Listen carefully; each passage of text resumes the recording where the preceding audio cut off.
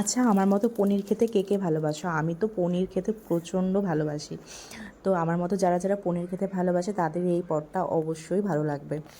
তো এখানে কিন্তু ফোড়ন দিয়ে দিলাম, জিরে ফোড়ন দিয়ে দিলাম, আর 1 চামচ চিনিও দিয়ে দিয়েছি, আর একটা মশলার পেস্ট বানিয়ে রেখেছি, মগজ, কাজু বাটা, আর দিয়েছি হলো পোস্ত, পেঁয়াজ বাটা, সব কিছু, পেঁয়াজ বাটা, লঙ্কা বাটা, আদা রসুন সব কিছু দিয়ে একটা পেস্ট বানিয়ে রেখেছি। পেস্টটা তেলের মধ্যে দিয়ে দিলাম।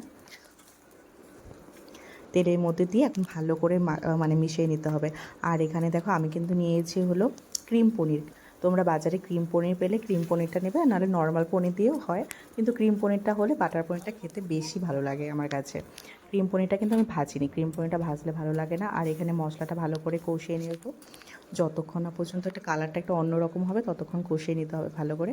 আর হালকা আমি গরম জল অ্যাড করেছি এটার মধ্যে, আর অল্প একটু দুধও দেবো, দুধ দিলে একটু ভালো লাগবে খেতে।